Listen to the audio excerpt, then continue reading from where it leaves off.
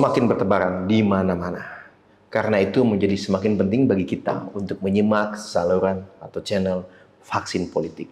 Karena hanya di Vaksin Politik kita akan berantas habis yang namanya hoax, fake news, dan fitnah. Kali ini kita akan membahas mengenai hoax yang bertebaran tentang ambang batas presiden 20%. Salah satu berita menyebutkan kalau inisiator dari ambang batas presiden 20% di tahun 2009 lalu adalah Presiden RI ke-6 Susilo Bambang Yudhoyono. Ini benar-benar hoax tingkat-tingkat dewa ini namanya. Ya, kita cek faktanya. Sekarang kita kupas hoax tingkat dewa yang pertama, yaitu Bapak SBY merupakan inisiator dari ambang batas presiden pada Pilpres 2009. Nah, sebelumnya kita harus tahu dulu sejarah dari ambang batas presiden. Pertama kali ambang batas presiden ini diterapkan pada tahun 2004 karena memang pemilu tahun 2004 lah merupakan pemilihan umum presiden dan wakil presiden secara langsung di Indonesia. Lalu yang menjadi dasar itu adalah Undang-Undang Nomor 23 Tahun 2003 tentang pemilihan umum presiden dan wakil presiden. Nah, di dalam undang-undang ini dijelaskan bahwa ambang batas presiden yang diterapkan itu merupakan 15% dari kursi DPR atau 20% dari suara nasional. Tetapi di dalam undang-undang ini juga ada ketentuan peralihan pada pasal 101 yang berbunyi, kita baca dulu nih, agar tidak hoax kita baca teksnya.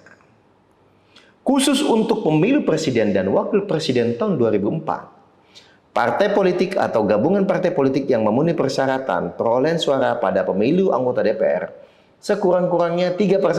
Nah, ya, sekurang-kurangnya 3% ya, dari jumlah kursi DPR atau 5%. Nah ini ya, 5% dari perolehan suara sah secara nasional hasil pemilu anggota DPR RI tahun 2004 dapat mengusulkan pasangan calon.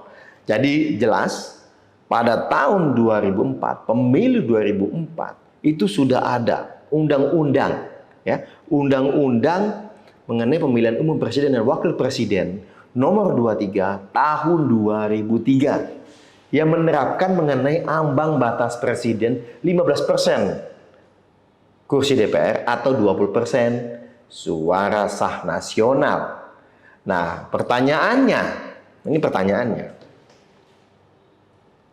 siapa yang menyusun dan kemudian menyetujui undang-undang itu di tahun 2003? Tentunya itu adalah partai-partai politik yang telah ada dan telah ikut berpartisipasi pada tahun 1999. Sedangkan Partai Demokrat sendiri baru lahir tahun 2001.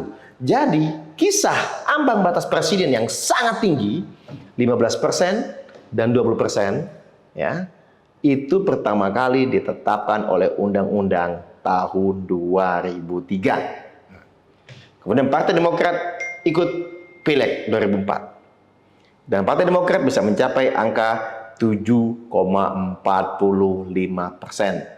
Karena ada aturan peralihan yang hanya 3% jumlah kursi DPR atau 5% dari perolehan suara sah secara nasional, Partai Demokrat bisa mengusung presiden, bisa mengusung calon presiden pada Pilpres 2004 itu.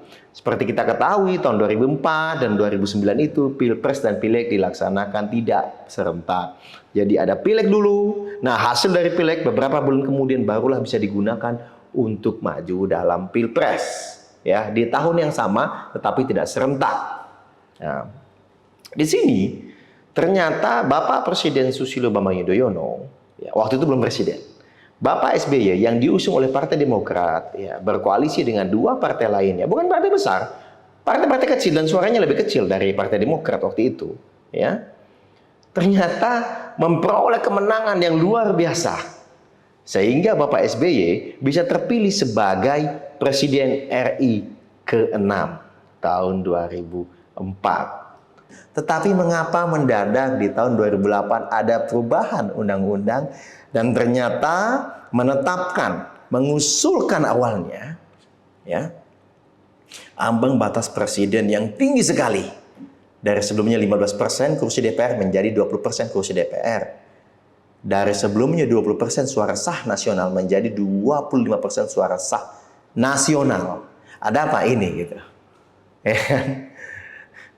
Ya, jelas-jelas berbagai pengamat, berbagai tokoh yang masih ingat sejarah ketika itu, ya ada dua partai besar yang mengusulkan. Partai pertama itu memiliki suara sekitar 21% lebih, karena dia pemenang pemilu tahun 2004. Partai yang kedua adalah partai pemenang kedua, yaitu partai yang memperoleh 18,31%.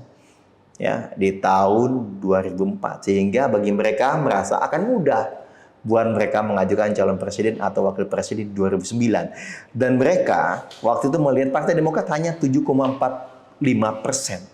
Ya, sehingga paling-paling naiknya berapa persen lah menurut mereka di 2009, ya, dan tidak bisa maju atau mengajukan calon presiden sendiri.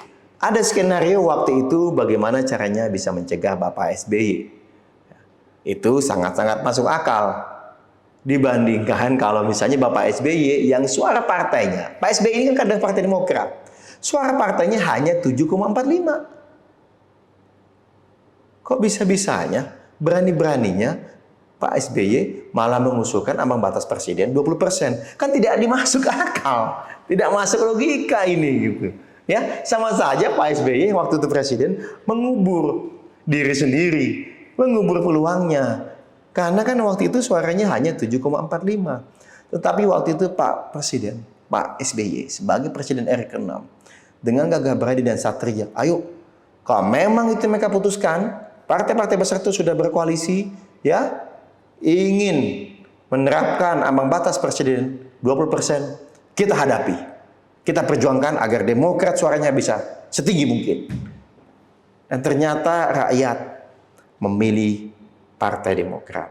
Lebih mempercayakan kemenangan pemilu di 2009 itu pada Partai Demokrat karena ingin Pak SBY bisa maju lagi sebagai calon presiden. Dan suara yang diraih Bapak SBY ketika itu, tepatnya Partai Demokrat, ya, pada Pileg 2009 adalah 20% lebih, sehingga bisa mengajukan calon presiden dan wakil presiden sendiri. Dan ternyata ini merusak semua skenario partai besar di tahun 2004. Nah, dari fakta-fakta ini tentunya kita bisa melihat, ya, bisa menyelami, bisa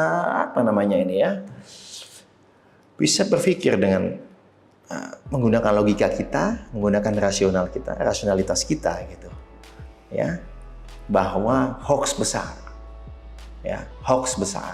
Kalau Bapak SBY yang mengusulkan ambang batas presiden 20%. Terima kasih.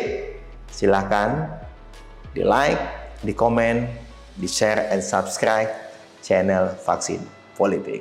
Di sini kita akan berantas semua hoax, fake news, dan fitnah.